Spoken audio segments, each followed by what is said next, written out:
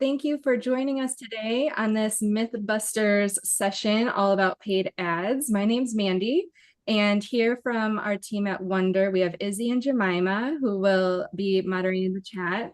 And we also have our two experts here today about paid ads and messaging. So I'm going to let them do an introduction in just a second. But thank you for joining us today. This session is going to be hopefully answering a lot of myths or limiting beliefs about paid ads. And this is brought to you by WONDR. And here at WONDR, we strive to support founders who are trying to grow their business, but not just any business, a sustainable business. So a lot of what we provide for founders is focused around founders that have a social impact drive or have a mission-driven business in some way, shape, or form. So we're so happy to do this with you. And if you have any questions, feel free to let us know and we'll have some Q&A at the end. And in the meantime, in the chat, feel free to tell us where you're from. Oh, Jemima's already on it. So let us know where you're from. Love to know all the different places you're tuning in from. If you'd like to put your website for your business or anything like that. If you're not a founder, you're just here to learn, welcome. We're so happy to have you. And with no further ado, we have Sean Conway-Wood and Nicholas Ross here today. And both of them are experts in not just messaging and paid ads, but through the lens of sustainability. So what does it mean for a sustainable business when it comes to their messaging and using paid ads to test and validate their product market fit? And this was actually stemmed from a masterclass that Nicholas has developed for us here at WONDR. And if you'd like to access that masterclass, you can start a free trial with WONDR, and we'll put the link in the chat for you. Izzy, I'm noticing, is everybody just direct messaging me? Maybe we can check on that and see. I'm just getting a lot of direct messages here with the settings. So let's just, if we could check to see that. I love all the messages, everybody. I love them, but I want everybody to see everybody's messages. All right, awesome. Nicholas, would you like to go first and introduce yourself real quick, and then we'll jump to Sean. Sure. Hey, everyone. Yeah, I started in business in 2008. I lost my job in the aviation industry, which is the push I needed to do that. And I ended up with 4 e-com brands by the end of that part of my life. Got very good at marketing, so I had to figure it all out for myself. Like back then, there wasn't a lot of support. 2018, I created an agency. I didn't realize it was an agency, but it was an agency. I was helping like 4 or 5 different businesses. From there, as 2020 happened, and there were a lot of e-com brands starting out, I wanted to just help as many people as possible, pass on things I'd learned and things like this. So I created an education company at that point, so I could help lots of founders. That's still going. I think we've helped 100 businesses up till now. And then today, most of my time is spent with founders who have reached like the dizzy heights that they aspired to way back, and they're sort of wondering what's next, basically. And we're helping people with where they find themselves at that point, like they want to start another business, they want to sell, or they just want to get their time back, or things like this. So yeah, that's what I'm doing right now. Thank you. And Sean, feel free to jump in next. Thanks. So our backgrounds are fairly similar. I was head of marketing at a cybersecurity defense tech company, which sounds a lot more glamorous than it was. It was actually fairly dull B2B marketing and heavily regulated, and began getting interested in sustainability and ethical business really as a result of going traveling and seeing plastic pollution and all of these things firsthand, really before we had Blue Planet 2 and that huge wave of awareness around these issues. Started blogging about it, which was the thing back then before Instagram really existed, and started a Twitter chat, #EthicalHour, which then grew to become a membership community and an education community, because on that journey I was connecting with founders of small businesses, purpose-based businesses that had amazing values. I can see a couple of members here. Hi, Arshad, it's nice to see you.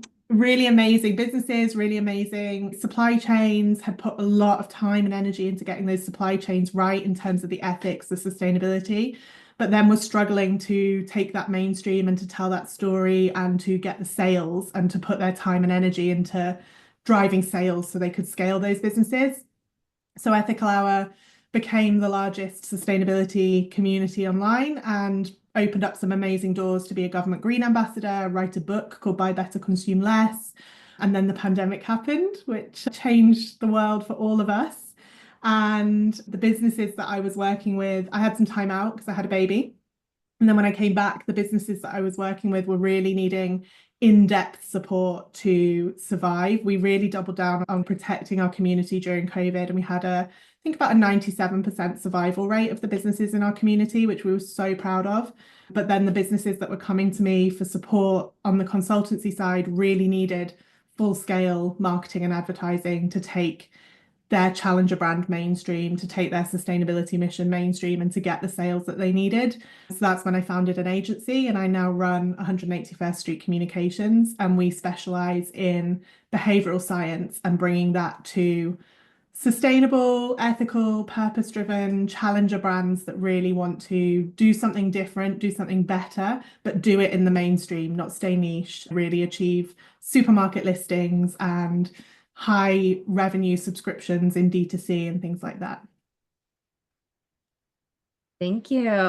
And as people, if you have questions that come along throughout the discussion, feel free to put them in the chat, and either Jemima or Izzy can interrupt me and if I don't see it myself, and we can get those questions answered. So Mythbusters, paid ads. So I know that paid ads can be I think just a tricky, I don't know. It's like another planet to me. Like, I don't understand how it works. I'm not sure, like, I understand the main ideas, but there's lots of different area, like implications of high spend or low spend, and all of these different things when it comes to the investment for paid ads. So my first question, we'll go to you, Nicholas, first, is do you need a huge ad budget to see results with paid ads? That would be my first question. Okay. That you need a good technique and method to follow. And that forces you to be very thrifty with your money if you have that technique. Yeah. So, and you have to have good preparation first. That'd be the main thing. So before you ever go into an ad platform, like, seriously know who it is you want to speak to, what you think is going to resonate with those people. You're trying to pair an offer to a niche, basically. And then what sits in the middle of that is the language that you use, the marketing messaging. If you can have all of that first and then plug it into, like I say, a good method, I think you can get a lot of results of 300, 500 pounds easy. Yeah. John, you were nodding your head there. Would you like to speak any more to this understanding your audience factor? Yeah, and I would say it's not just that you don't need a big budget, it's that you should not start with a big budget. And one of the frustrations I have in agency land, and where I see so many clients getting burnt by this, is that their agency will say, what do you want to spend on ads per month? What's the maximum we can spend? And then they will just plug that in and run with it and see what works and what doesn't as they go. You should be scaling in your budget and testing with very small amounts so that you know that those adverts are resonating. And you shouldn't be using any messaging that you haven't tested organically. And Nicholas is right. It's about getting the right audience and then getting the right message and putting those two together. If it hasn't worked organically, it's not going to magically work because you've put money behind it. So always test it organically, test the resonance if you can, if you have the right audience to test it with. If not, test it and run it with very small budgets to begin with, and then ramp up the ones that are working. And in terms of targeting, always start with who can afford your product. It's not just as simple as that, but that has to be the baseline, because you have to know your margin and you have to know who can afford to buy your product at the full price so that you're not forced into discounting. And then from there, it's pure maths, money in, system to operate it, technique, as Nicholas was saying, and it should be returning for you. And you shouldn't just be accepting big wastage on that budget from an advertising agency. They should be tightening up that ROAS and getting you a really good return. But that does come down to getting that targeting right and getting that messaging right. Okay. Okay, perfect. I know both of your programs, so I'm like really itching to have you guys dive more into both of that. So Nicholas has an amazing method on helping pull out the core desires, which will be a good foundation for your paid ads. And he goes over how to do that and how, yeah, how that all works. And then Sean's masterclass goes really deep into the messaging part and how to speak to each different stakeholders in your messaging. So we won't dive into that like now because you guys can check out the master classes there. But yeah, I completely can resonate with what you're saying. I understand like the why behind it. The next question I have is when it comes to paid ads, do you want to be using, should we be putting something on Google at the same time as Facebook, at the same time as Instagram? What kind of strategy would you recommend for somebody who's testing the waters with social media in that way with paid ads? Did I say who I wanted to go to first? Okay. Is it me first? Go for it. Okay. So you could pretty much, if you just use Google and Facebook, or Google and Meta rather, that's like you're 90% there in terms of who you're going to reach. And you can't really go beyond that safely, especially if you're doing it yourself, because there's too much technicality there to have to learn, basically. And if it's an agency doing it, I would be a bit concerned it's going a bit too broad in terms of them being able to focus on you and they've got other clients. So I would focus on those two. And I think you can pretty much self-classify which one is going to be most successful for you. I think most of the people that would watch this are going to be more successful from a sort of which drives the most revenue perspective on Meta. If you are like an auto parts supplier or something of that ilk, probably Google Ads will be 80% of your revenue. But we are always using both. So one is like the main one and the other is like the supporting act. But with the vast majority of people I work with, it's usually Meta moving the needle. Okay. Can we speak to agencies for a second? Just right back to you, Nicholas, and then we'll go to Sean next. But for agencies, that has been like a common theme that we've seen pop up in the community as far as struggles. Lots of founders, they know that they need to be doing paid ads, or they know that they should at least be validating product market fit, and they learn that paid ads might be a way to do that. And then they're busy, they're overwhelmed. So they look to outsource this kind of thing. Like, why learn one more thing? What would you recommend as far as, do you think that founders should just try and do this paid ads step by step, like small scale on their own? Do you think that an agency would be the right route to go? And what should they look out for if they were to go the agency route so that they don't get burned, as we've heard so many different founders say that they have? And also, both of you developed your own agencies and have seen this problem in the industry. So I'm curious if maybe we can talk a little bit about agencies and just your experience with them and what you would recommend somebody if you were to go back in time and do things differently, or if you were to recommend a strategy for somebody just starting out. Huge problem for sure. Like it's pretty much criminal out there. It's the Wild West.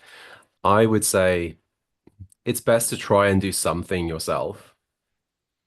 Like the best way you could possibly do it, and this has been this, if I look at success stories of people I've come into contact with, it's they figure it out, they make it work, and then they outsource. And even then, they don't generally want to outsource to a completely external organization. They'll outsource internally. So they'll bring in their own team. They'll have contractors. They're not necessarily sat across the desk from you, but you know how it works. So now you're able to instruct other people how it works.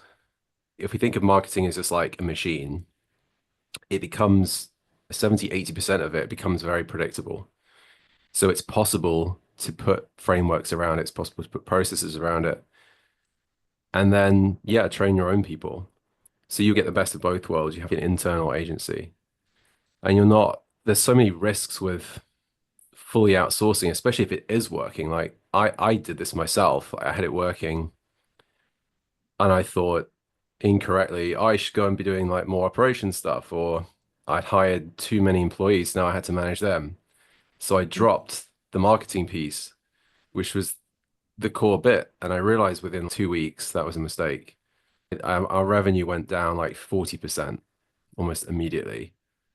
And then I'm like, what should we do about this then? And then I could speak to anyone on the phone. They just didn't get it because Mhm. my method didn't fit their method. So in my experience, it's quite rare to then go to an agency. But if you've had a good one, then yeah. And of course you can pay for a good one because you've already got everything working. In that situation, I think it makes more sense. But finding a good one is very difficult, Yeah. unless you're Sean. Then I think if you're just getting started and you're really time poor, I think you're very vulnerable if that's the case. And you have to wonder, okay, where's my time going? Because honestly, the most important thing you can do is figure this part out. Because if you do, you've learned so much, not necessarily about the nuts and bolts of an advertising platform, really making sure your brand's actually interesting to people and it's going to make them pull out their credit card. You're going to have to think Mhm. this through. And I'm a bit harsh with people, but I'm like, I honestly don't know where on earth people's time is going sometimes when they say they're time poor. Yeah. It's like, you don't have any customers yet. What are you Yeah. doing? I think really you've got to try and make the time for this. Yeah. Yeah, and get clued up. Otherwise, you're very vulnerable and you will get taken advantage of, unfortunately. Yeah, Yeah. it's almost like arming yourself with the knowledge in order to make sure that you're not taken advantage of. The team here at WONDR has gone through the processes that both Nicholas and Sean have provided in their master classes, and you do like the amount that it expands of your understanding of not just, you don't walk away with what to say for a paid ad. You walk away with a core understanding of your audience and what you should be saying to them, and a way to organize all this information, get it out of your head, and not just look at assumptions, but be looking at data that Sean goes like heavily into, with making sure you're looking into the data and basing your decisions off of numbers and not assumptions or things that you might think are happening. Sean, I'd love to hear from you about agencies. Similar question, just your experience and what you recommend. If you have any other things to add on to what Nick said. It absolutely is the Wild West, and there are some really terrible agencies out there, which was part of the motivation for starting an agency, because I used to hire a lot of agencies when I ran an in-house team just to supplement bits that my team didn't have capacity for, including ads. But it is also a two-way street. And I would say that 90% of the clients that come to us and have been burnt in the past, have had massive wastage, have put their money in and then come and say, ads don't work for us. It's because they weren't ready for advertising. And it's not this magical unicorn that's going to come along and just make a lot of money for your business. And any agency that's selling you that dream, just run.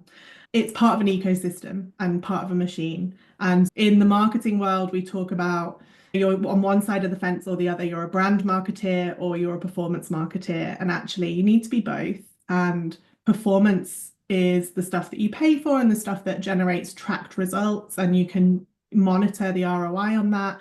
And brand is the kind of wider stuff we do to build relationships and to build long-term salience and memorability. And actually the two go hand in hand. So if you don't know who your product is for and what problem it solves, and you can't articulate that, your agency is not going to be able to articulate that if you can't brief them on it. So they either need to be really interrogating you and really taking you through a set process to get to messaging that's going to work, or you need to have it going in. And if they are not able to take you through a process, then it's not going to work. Likewise, imagery. We've just taken a big ads contract with a luxury brand, and 90% of their imagery has been shot for editorial, so press, lifestyle imagery that's going to work really well on socials, but it's not e-com focused enough on the product. So we said to her, look, if you're not willing to let us shoot, she's very precious about the aesthetic of the brand because her background is high fashion, editorial magazines.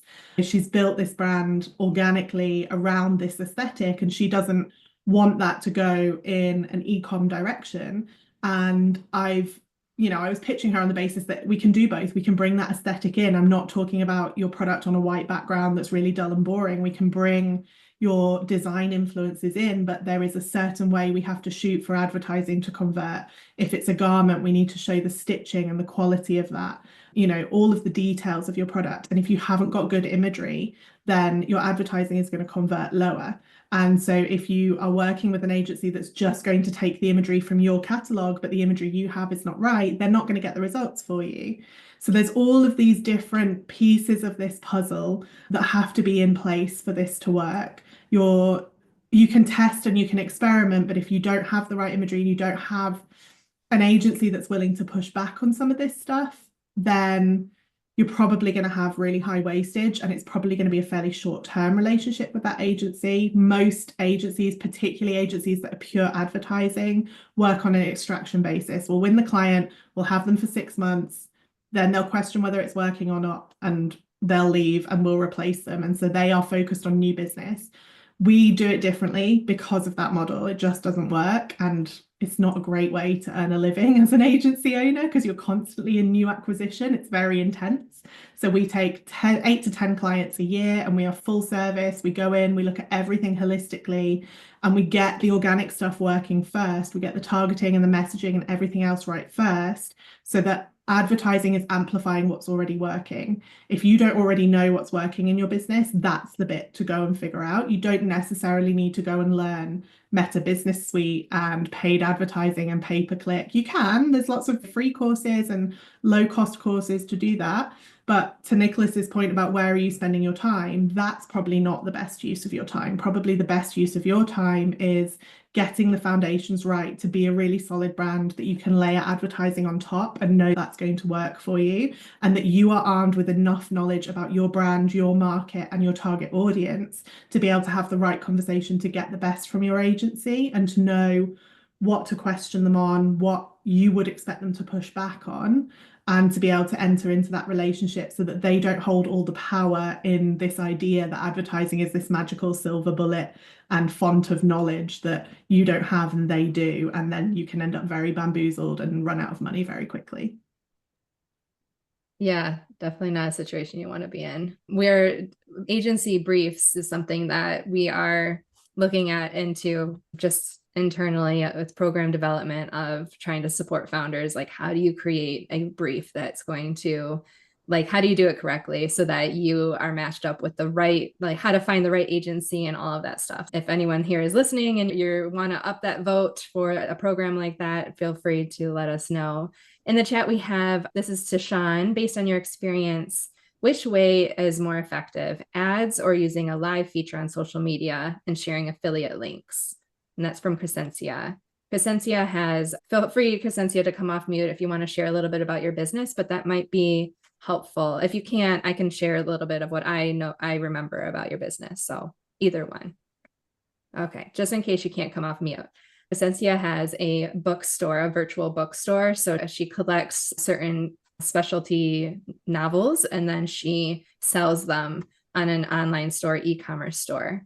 So that's a little bit of background about her business. And yeah, so do you think that she should be testing product market fit through ads or maybe going live on social media as a beginner of her business? Yeah. Great business and great question. I would definitely start with the lives on social media. They give you really good boost with the algorithm, pushing your content out. The platforms want us to spend more time on there and they want us to be going live and using all of these features.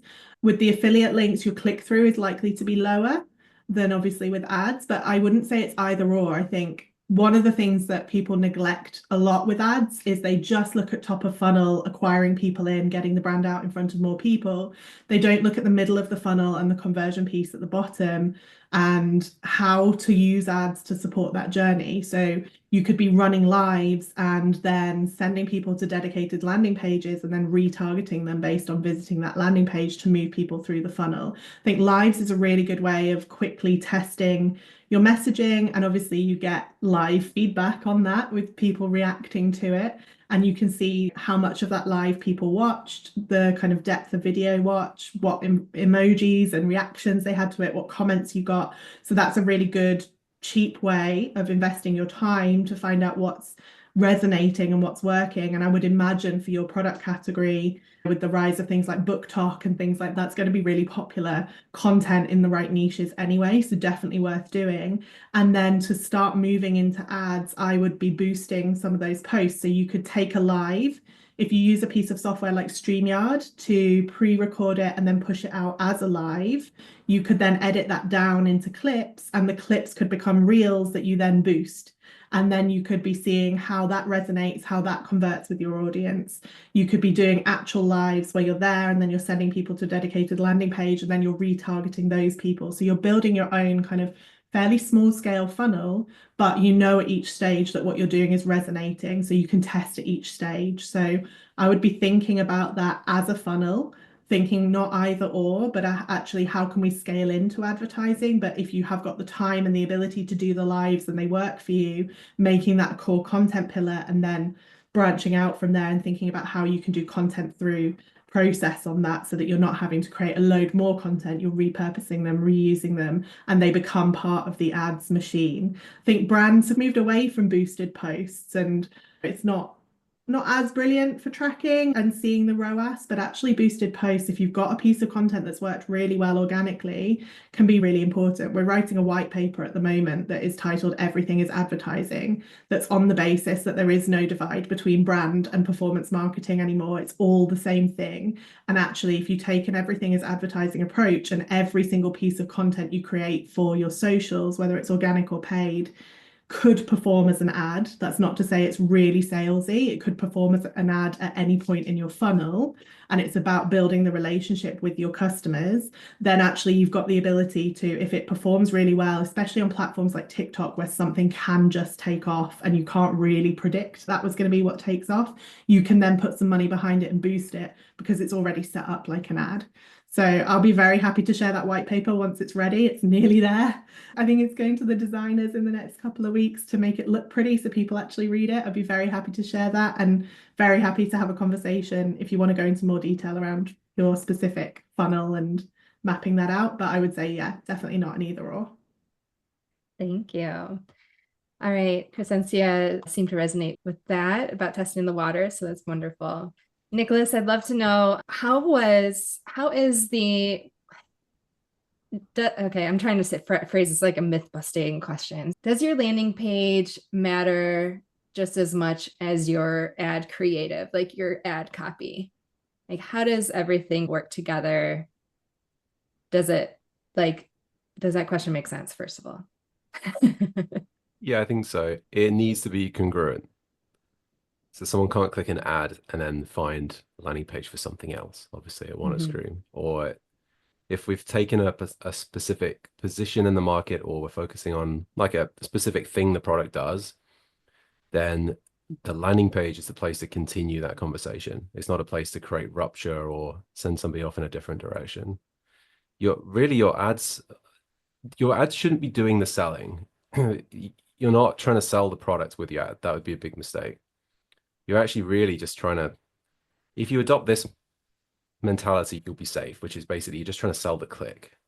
So you really just want the right person on that landing page. Someone who's going to read it, someone who's going to get through it, someone who's going to resonate with it. That's the job of the landing page, is to make the sale at that point.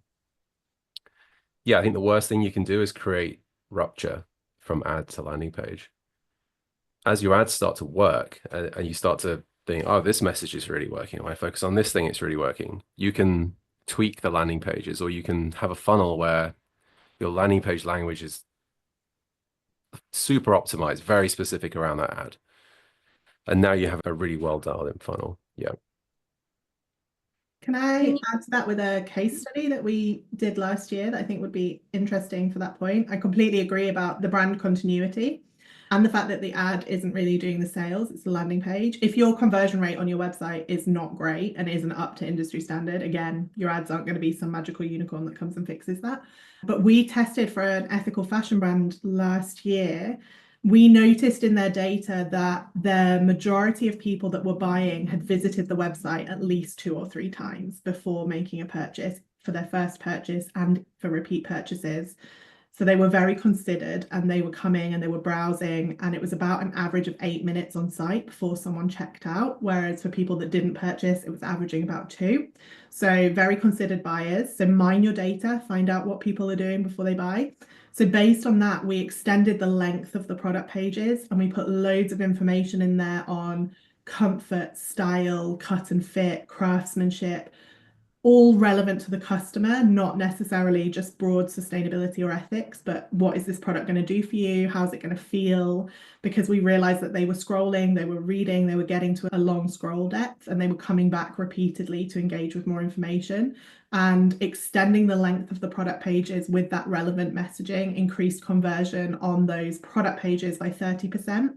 We didn't have an ads budget on that project, so we didn't then boost that. But you can imagine bringing that conversion rate up by 30% and then putting ads on top of that, you've got a really successful ads campaign there. So definitely go to your user behavior data more widely than any ads that you may or may not be running. See how people are engaging with your product pages when they buy and also when they abandon, if they put something in their cart or they browse and they don't buy, and try and get a feel for what that user behavior is, and then see if you can tailor your landing page and reverse engineer back. So always start with the landing page that's going to do the heavy lifting on the conversion, and then design the ad for the landing page, not the other way around.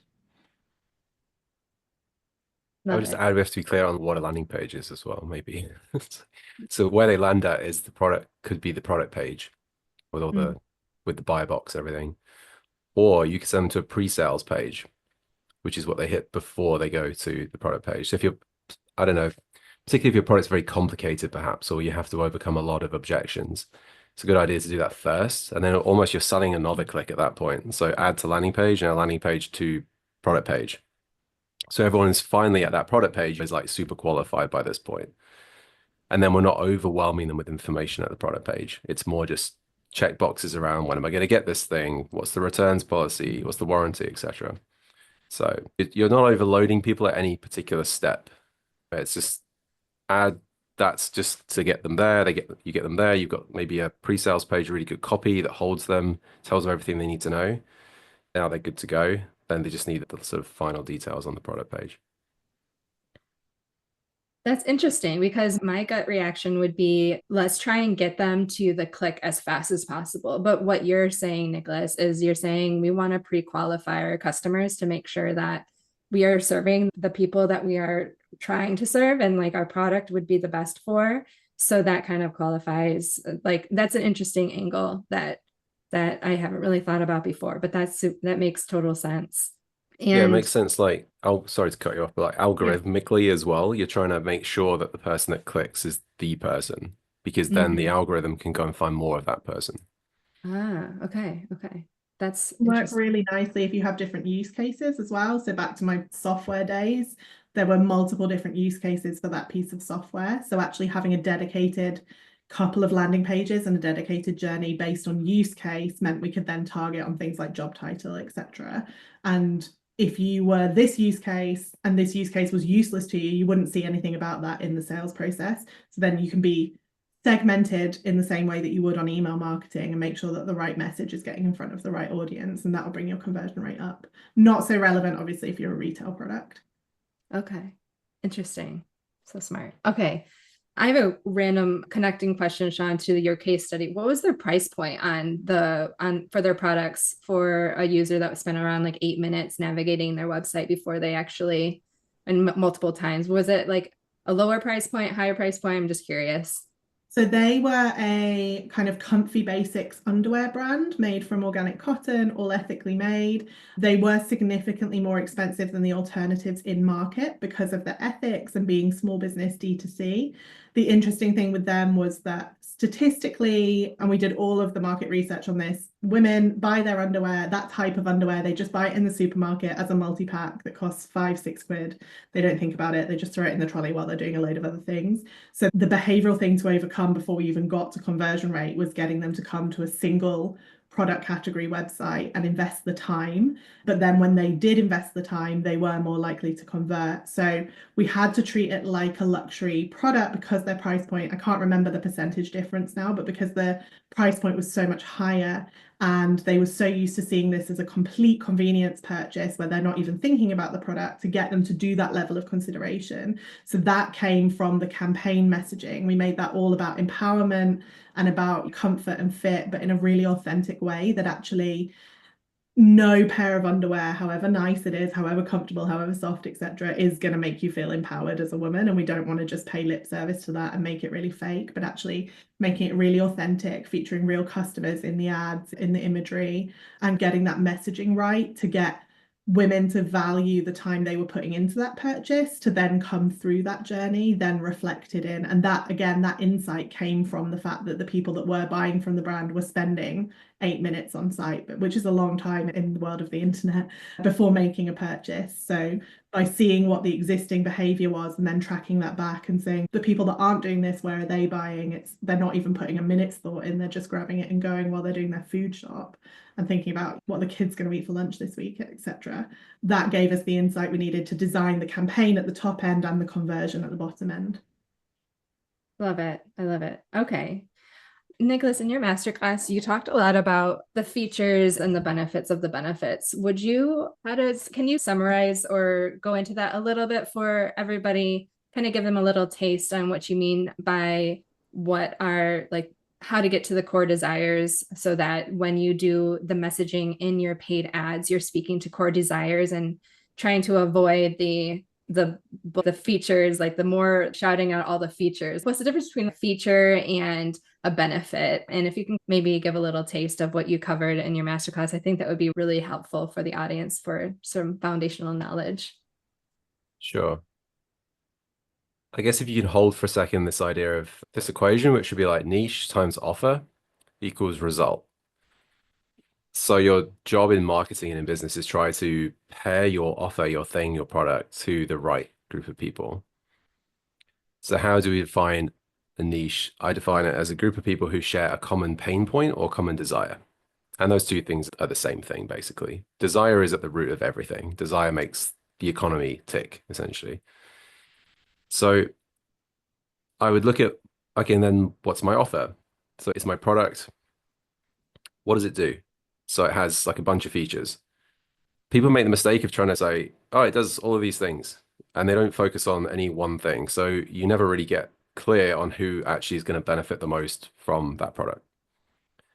So in my class, I get you to list everything it does and then list the benefit of that thing. So instead of just saying it's this, I can't think of any examples right now, but it's made of bamboo. I think that was the example I used in the training. Great, it's made of bamboo, but we're just assuming people think that's a good thing, but we need to actually tell them why. And even though it's sustainable bamboo or it's from this plantation or that, it's still not interesting. It needs to be like, what's good about the fact that it's made from bamboo? So what's the benefit? It helps you cool down. It feels soft. It feels good. Then I would look at, okay, what's the strongest performance of this product? What's the best thing it does? It helps you sleep cool. Okay, so then I would design my ad around that and that alone. Like that would be my focus. Then I can look at who's the niche that this would resonate with the most. People who want to sleep cool. So now I have my niche, I have my offer. So my result should be good because I paired these two things together. Then I can go test that. I would look at that as that's my hypothesis I'm putting out into the marketplace. And it could be you find that thing just absolutely lands and that's it. And you're like, wow, suddenly I can be the brand that's like the brand for people who want to sleep cool. Because my ads are crushing. I try this other stuff. It's okay, but it's not the best. 80% of my revenue is this message. And then you can just go all in on that. So you only get there by going through those steps. But I would hold that equation as like the thing that you're trying to master, essentially. And the way you get it to click is by focusing on, the benefits of what the features are. I think I answered your question. Yeah, you did. I think so. Okay.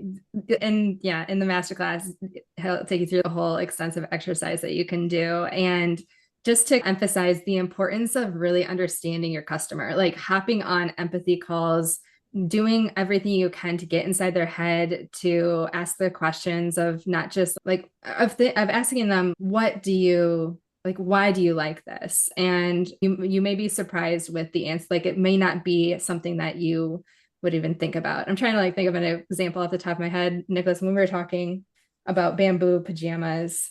There was like, as a mother, I wouldn't invest a lot of money into my pajamas, but I would get like a high quality pajamas for my child with sensitive skin. So I don't want to have him getting breakouts or anything like that. So I would be looking for like eczema approved or something that is connected to a core need of mine, and that would drive like my desire for my son to wake up rash free or something like that. And like that was like a core problem. So the more that you get to know your customer and the more that you're talking to them, the easier those exercises will be. And then you can use paid ads to then validate that assumption and test to see, okay, is it just one person that I'm like that's saying this, or is this a common thread within my whole customer niche? So really great strategies to try out. Exactly. Can I jump into It's so important, just to add to that, it's just to stay flexible. Like marketing is a two-way thing. And so many brands think it's this and then realize it's this. And they're just very curious. They're just deeply curious about what's going on. And then before you know it, you've hit on something you would never have thought of. Yeah. So one of the best behavioral, if you only learn one bit of behavioral science, and you don't have to go deep on this, but go just read the Wikipedia page or whatever, look at self-signaling. So everything we buy because it says something about ourselves, and we make every single decision around purchasing subconsciously. So when people are telling you why they purchase something in those customer interviews, take it with a pinch of salt. It's really important to do, but try and look at what is a post-rationalization. We buy subconsciously and then we post-rationalize later and we say, I bought this because of this. But if you take the example there of the pajamas for your child, that is tackling a problem around allergies. It's satisfying a need for your child to be taken care of and to not wake up in pain and to not be struggling with that. And really at the heart of that is your identity as a mother. So if you can take that messaging, one, you can hear Mandy say, I buy this because I want this outcome for my child. That's the outcome. This is the problem that I have. This is the reason why I buy. And then you can take that one step further and say, okay, what with the self-signaling we're tapping into there is her identity as a mother. And if we can appeal to that in our messaging, that's when you get really sticky, high converting messaging. Arshad, I know Arshad sells really beautiful wooden toys. They're just exquisite, fair trade, really ethically made. I have some for my daughter, but I know that the last time we spoke, Arshad, the majority of your sales, and I'd imagine this is still true, came from grandparents. And when he does markets, it's the grandparents that come up and are really interested, because that is saying, I haven't bought you plastic tat. I have gone out of my way to find you something with a story. I am a good grandparent. That's all self-signaling. So if you can tap into that in your messaging, that's when it becomes really powerful. So that's the one piece of behavioral that I would layer on to all of this messaging stuff to really get your head around how to take that messaging deeper and how to make it high converting. Can I just add something? That's what this is all about. Yeah, bounce back and forth. I love it. Yeah. If you keep going through benefits of benefits of benefits of benefits, eventually you end up to the really core desire that the person has. Be that they want to live longer, they want to be more attractive, they want to be, feel like a great grandparent because they don't want to be exiled from the family. You would never say that stuff though in an ad. You have to get to what they're usually not cognizant of it, but they are, but you never point it out. So it goes back to like ads, landing pages, sales pages, all that. You can tease it in there once you know what it is. I think Sean is more of an expert at this than me. At the core desire is that signaling. And you're just going to, in an expert copywriting kind of way, you're just going to allude to it. You're never going to overtly point it out. But yeah, it has to be there for sure. And in your visuals as well. I know, Arshad, you're saying it's shifted. Right. Like new parents makes total sense because it's all toxic free, inks and dyes. Babies put stuff in their mouths, so you want toys that aren't going to be harmful. And again, that's appealing to your identity as a new parent. So you're absolutely right. You wouldn't say that stuff in the ad. You would focus on the benefits And then the self-signaling would come through, especially on Meta, in the visuals that you use. So that could be the difference between choosing to show a mum with her baby and your toy, or showing a grandmother with the baby and the toy, based on who you know is buying it, what the self-signaling at play is, and then the messaging that goes with it is going to talk about the benefits, but the visuals and the subconscious signals that you're sending. Remember that we tend to like to buy things that are advertised by people who look like us. So getting the demographic right of the people, if you're using models, getting the demographic of the models right to match up with the perceived identity and the aspirational identity that I think I'm going to achieve by buying this thing. It's going to make me more attractive. It's going to make me feel like a good parent, grandparent, etc. Love it. Rashad is giving hearts. All right, wonderful. I think we can't end the session without talking about sustainability a little bit and what that means for sustainable brand, what paid ads, how a sustainable brand could or should be adjusting their approach to paid ads in their messaging. And Sean, I'd like to ask you first, and then I'll jump to Nicholas. What should, if a brand is very proud of the way that their products are sourced, or that it's ethically made, and that all of these different things is like, what should they be? Paid ads, you have such like small amount of text and opportunity to make an impact. So what should sustainability driven brands be doing in order to make sure that their efforts are fruitful in the paid ads world? Oh, this always makes me the bad guy because the founders are so proud of it, and you know what I'm going to say already. You have to make that messaging relevant to the primary purchase drivers of the product, and that may mean accepting that it is not a primary purchase driver. It is sustainability and ethics work incredibly well as post-rationalizations. I feel that I'm a good person and I bought this product and it's great for the planet. That plays into my identity, but you're not going to buy a product purely on its sustainability until you know that you need that product, it solves a problem for you, and it plays into your identity. Cost, convenience, and problem solved are always going to come higher in the hierarchy. So that may mean shifting where you talk about your sustainability. We have had incredible results taking the sustainability out of the top level and putting it in the post-purchase and making the impact and the sustainability really relevant to the person that just made a purchase. So for the underwear brand, they had a buy one, give one model, and every pair you buy, a pair gets donated to Smalls for All to tackle period poverty. And they were saying we've helped hundreds of thousands of women over the course of our brand, which is really impressive. It's brilliant, but our brains can't process big numbers. So we broke that down and said, by purchasing this pair of pants, you have helped this many women, and put that into the post-purchase. And we saw an immediate repurchase rate, which we did not expect from post-purchase. So lifetime loyalty, reviews increased, engagement with the brand increased. So really good results from that. We have got a case study on our website if you want to know more about how we did it. But all of your impact messaging, your sustainability, you can signal to it in the advert in terms of how you frame the visuals, etc., but shift it down your funnel. The other thing to be really aware of, if you are using it in advertising and you are using it top level, please go and read up on the Green Claims Code. You have to be very careful how you do that, how you evidence it. Your evidence must be one click away and it must be substantial. You can't use broad brush claims like most sustainable unless you have comparative data based on a life cycle analysis. And we are seeing brands get adverts banned and get fines for this now. One of the big cleaning brands has just had a ruling against them because they were claiming to be plastic free, and it turns out that they are not plastic free. So you have to be very careful. So if you are going to use your sustainability, make it relevant to your customer, make sure that messaging converts, and make sure that it's legally compliant. Awesome. Nicholas, do you have anything to add? Or we also have a question in the chat. 100% agree. I think just accept that your job is a little bit harder because your product price is usually going to be higher. So you just want to sit with, how do I make this thing just be way more valuable than the ticket price of the thing? And you can't go too far wrong. Yeah, 100%. Andrew would like to know, how important is our understanding your margins and cost of acquisition in getting your advertising to work? I'm smiling at that one because so important, because it is maths, but you would probably be surprised at the number of brands that come to us and don't actually know their margins.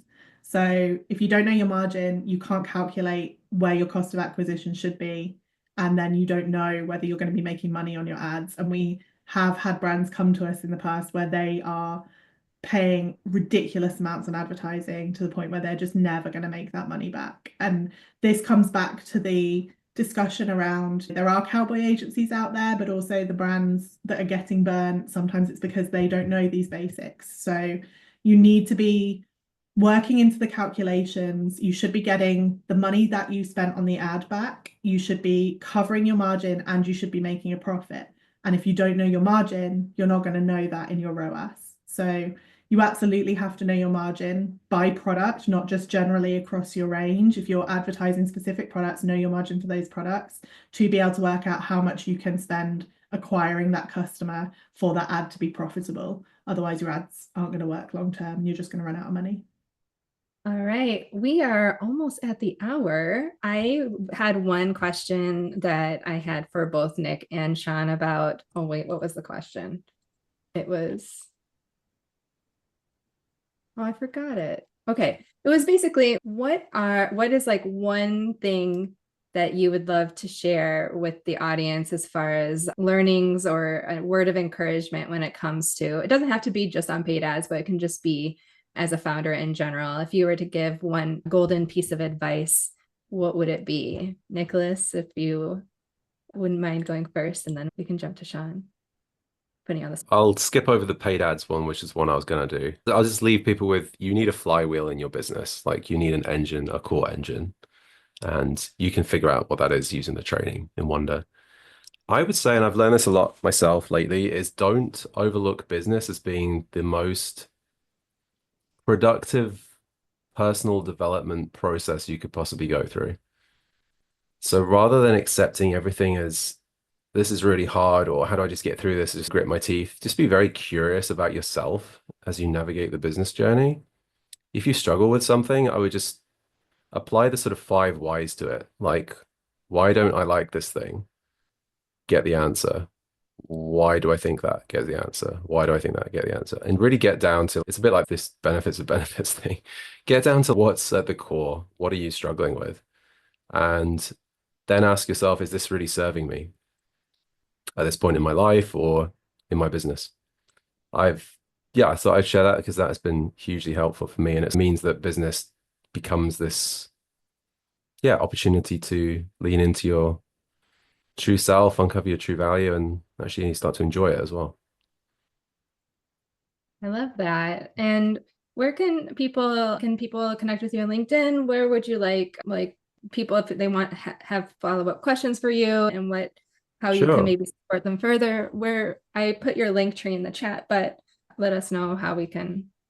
Linktree is great. I just head to revenueandsystems.com and you can get some case studies. There's also a free group. I do some free calls in that group, and there's lots of like free materials, courses, and things like that. So yeah, it's the best place to go. Thank you. All right, Sian, your turn. What is that golden nugget of information? Golden nugget or tip and trick for everybody? I think mine's a bit of the tough love. Critical friend. I know that you are in love with your product and your supply chain and your sustainability and your ethics, and you need to be able to build a business because it is super tough. And I completely agree. It's the best personal development journey you could go on. But the reasons you love it are not necessarily the reasons your audience love it. And for your marketing to work, you have to find out why your audience loves that product and why they buy it. And you have to really tune into that and make that the thing that you talk about and the way that you frame it, even if that means downgrading, talking about the bits that you care about, like the sustainability, the ethics, or reframing it. Like you just have to be willing to accept that to make your business a commercial success. And if it's not a commercial success, it's not going to have the impact you set out to have. So you have to get really comfortable with selling, because if you're not comfortable, even if you bring in a team, even if you outsource that, it's not going to work. You're going to have too many mental blocks behind that. So I know that's something that purpose-led founders in particular, especially when it's sustainability focused, really do struggle with. But if you're putting a better product out into the world, then the more people that buy that, the more impact you have. So you have to get really comfortable with that. Wonderful. Thank you. That's so helpful. Where can people learn more about you, or how can they connect with you? How can they connect with you more if they have Yeah, questions or they want LinkedIn. to learn more. LinkedIn's probably the best place. I know you put it in the chat. Always happy to have a chat on there and have absolutely, we don't do hard sell, we don't do pitching, we just build relationships and we try and help out as much as possible. So if ads or any other piece of your marketing is something that you're wrestling with or you're thinking about getting into, you're always welcome to come and have a virtual coffee and a chat, and I will just give you as much as advice as I possibly can with absolutely no sales pitch, because not great at that bit. No, everybody appreciates both of you. Thank you so much for your time today. Let us know in the feedback after this call what you thought about the session. We really do appreciate the feedback, and we appreciate you, Sian and Nicholas, for taking the time and doing this dual Mythbusters with us. It's our first one ever. And thank you all of you for taking the time to show up live. It's so amazing to get your specific questions answered when we can do this. So we hope to see you at other future events at WONDR, and check out that Nicholas's program in the chat if you'd like to start a free trial with WONDR, and also Sian's program is connected within that as well. So many good things for you. We appreciate you. Thank you so much for being here, and have a wonderful day.